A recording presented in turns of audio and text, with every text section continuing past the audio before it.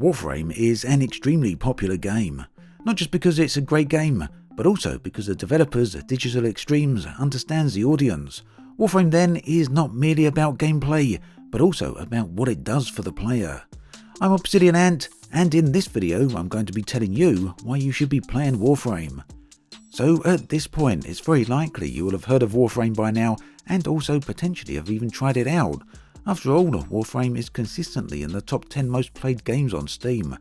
Released way back in March of 2013, Warframe has gone from strength to strength and is now available on all major gaming platforms, which includes an incredible Nintendo Switch edition.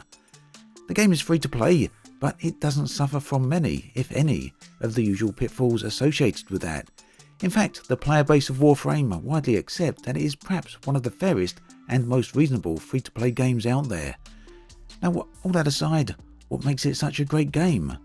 Well, before I answer that, I want to preface this with a few points. Firstly, over the years I've tried Warframe on and off more than once. Early on I tried to get into the game and just couldn't. On the one hand, the game has changed immensely since then, and on the other hand, I didn't realise just how deep the game is. This is a point you will hear many people make. I've heard it many times said before. The second point for me is that right now I still have a long way to go in terms of reaching the upper echelons of the game's ranking system, but that is a massive part of the charm. Even after dozens or even hundreds of hours, there's still new things to learn, so at this point I feel I can talk about what makes Warframe so great. For me then, the answer to that question is found in another question. What is video gaming all about? Immersion, discovery, power, skill? Well, the truth is that all games will have different answers to that question, depending on if you're playing the latest or oldest Mario, Tetris, grand strategy game, or even the most recent Call of Duty. A good game then exceeds at what it's trying to do. A truly great game sets the stage for everything else in the genre. Warframe then is a PvE-based shooter that not only sets the stage, but continuously modifies and enhances it. That's not to say Warframe is perfect, however. One of the biggest problems for the game is that its high quality is not immediately apparent. Taking on the role of a Tenno, the player controls a highly powered Warframe, machines of war, each with unique sets of skills and powers. The first time you play the game, you will find yourself in a linear tutorial mission, and whilst this isn't a particularly bad mission, it also isn't the most engaging of missions. Bottom line, the first section of Warframe perhaps doesn't set the best impression. Get yourself past that though, and you will find yourself on a ship with a quirky little companion that will, from time to time, give you strange messages and insights. Between this character and another character called Lotus, who could perhaps be described as your handler, Warframe will slowly reveal to you the breadth and depth of its game world. And my, what a game world it is. Before we get on to gameplay and mechanics though, let's focus on the game world itself. Set in a recognisable but somewhat strange version of our very own solar system, players have access to an array of planets, each of which have dozens of mission nodes. Starting out on Earth, you play through each node in order to unlock the next, which in turn ultimately unlocks a junction, essentially a gateway to the next planet. Now, once you unlock a node, you can replay it as many times as you like, and there are good reasons for doing this. We'll get into that later on. Whilst unlocking all nodes and planets will take a significant amount of time, that's not where the real gameplay is. In terms of approaches to gameplay, most games have layers, some more so than others. Warframe has layers within layers. Unlocking nodes then is just the start. Other forms of gameplay include alerts, a form of daily missions, invasions, void fissures, syndicates, sorties, and many more. Each of these comes with a total of 21 different mission types. Accessing and playing within all the mission types and subtypes forms a massive part of Warframe, but it really doesn't end there. In fact, it's only the beginning. 2 planets within Warframe now have open world maps. The first is the Plains of Eidolon, the second is Valles, released in the Fortuna update. Within these open worlds, players are free to explore, farm, fish, fight, and whatever else may take their fancy. They may also accept missions, bounties, and other activities set within these open world environments. Oh, and both open worlds come with their own story campaigns, as does the node unlock system. Other special events would also crop up from time to time, occasionally months apart, delivering special gameplay and rare items. Now, whilst the world of Warframe is vast, filled with hundreds of nodes and massive open world environments within which you can engage in a massive variety of game modes, that's not where it ends. In fact, it's just scratching the surface. Underlying Warframe's gameplay is a complex equipment system that is not only highly customizable, but also a whole lot of fun to use. Equipment is separated into a number of categories, which include Warframe's primary weapons, secondary weapons, melee weapons, and companions or pets. Each category has dozens of equipment variants. For example, there are close to 60 Warframes, which include their original modes and some specialized versions. There are also over 300 weapons available in the game across various weapon categories. Players are spoiled for choice then. One of the aims of the game is to own as many of these pieces of equipment as possible. In fact, ideally a player should aim to own all of them. Each piece of equipment can individually be leveled up through the use of earning XP, or affinity as it's known in Warframe. As equipment levels up, it contributes towards the player's own level, known as mastery rank. At the start of Warframe, your mastery rank will be 0, and each time you level up, you'll have to pass a test that will allow you to pass to the next mastery rank. The great thing about this system is that mastery rank is not really a mark of skill, but a mark of what you've achieved. Now, whilst Warframe is vast, filled with hundreds of nodes and massive open world environments within which you can engage in a massive variety of game modes as you unlock, access and level up hundreds of pieces of powerful equipment, that's not where it ends. In fact, it's only the beginning. You see, Warframe not only has a massive equipment feature, but also contains one of the most complex and impressive upgrade systems in any game.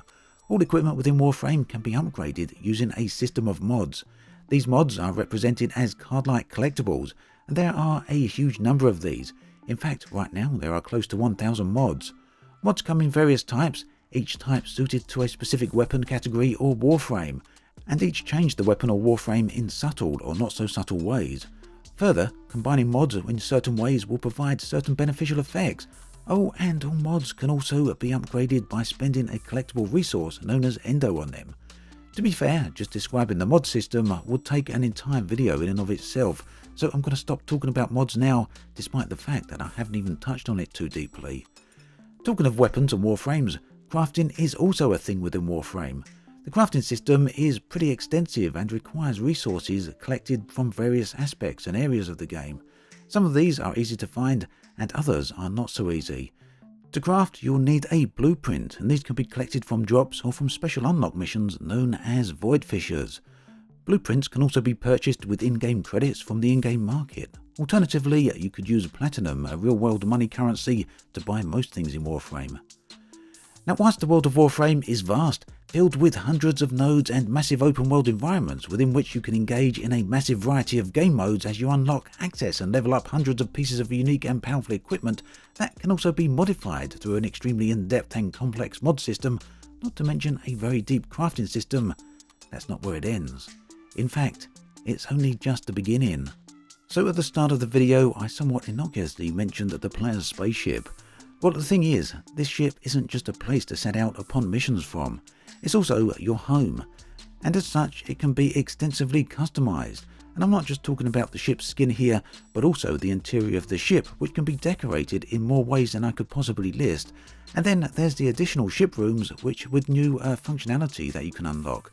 So it turns out that customization is a huge part of Warframe. In fact, some people consider it to be the end game. Not only can you customize your ship, but you can also customize your Warframe. This option is so extensive that it has gained the label Fashion Frame. It's fair to point out at this point that this is one of the areas where players spend a huge amount of real-world cash. Cosmetic items are all the rage, and some of them are seriously impressive. But if customizing your ship, Warframe and weapons is not enough for you, it's also possible to build your very own clan dojo.